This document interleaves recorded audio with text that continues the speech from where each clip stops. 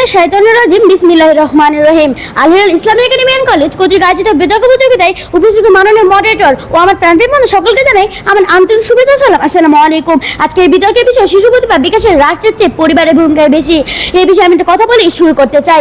রাষ্ট্র দুই ভাই বানায়, পরিবার মানুষ বানায়। মাননীয় মডারেটর, একজন বাবা মা শিশুকে সমাজজাত শেখাতে পারে, কিন্তু রাষ্ট্র আইন দিতে পারে কিন্তু সমাজজাত শেখাতে পারে না। আমি 2026 একটা ঘটনা বলতে চাই। সেটা হলো দ্বিতীয় শ্রেণীর 8 বছর শিক্ষার্থী রামি শাহর ঘটনা। এই ঘটনাটি ঘটেছিল সেকশন 11 অ্যাপার্টমেন্টের ফ্ল্যাটে। যে রামি শাহকে হত্যা করেছিল তাকে এখন হত্যার আইন আনা হয়নি, মানে ফাঁসি দেওয়া হয়নি। তাহলে মাননীয় মডারেটর, এখানে রাষ্ট্র কিছু করতে পারছে না। রাষ্ট্র স্কুল বানায়, আইন মানে সব ঠিক আছে, কিন্তু জন্মের পর মা যেটা একটা শেখায় সেটা কি রাষ্ট্র শেখায়? প্রথম তাদের লোকমারা কি রাষ্ট্র তুলবে?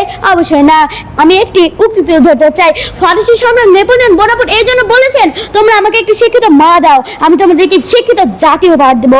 ফরাসি সম্রাটের মূল কথা ছিল সাম্যবাদের স্বাধীনতা। 1799 সালে এক গণঅভ্যুত্থানের মাধ্যমে ক্ষমতা গ্রহণ করে 1804 সালে নিজেকে ফ্রান্সের সম্রাট ঘোষণা করে। 2024 সালে সর্বশ্রেষ্ঠ দাবা চ্যাম্পিয়ন মুকেশের সাফল্যের পিছনে প্রথম প্রধান শক্তি ছিল তার পরিবার, ত্যাগ ও উৎসাহ। মাননীয় মডারেটর, রাষ্ট্র তাকে পরেই সম্মান দিয়েছে, তবে প্রতিভা বীজ বপন করেছে তার পরিবার। মাননীয় বিপক্ষ দল বন্ধু, পরিবার চেয়ে রাষ্ট্রের ভূমিকা বেশি বলে যাবে আশা করি। Instead can wait a house in the school first too, but only mom can test me I love you another later.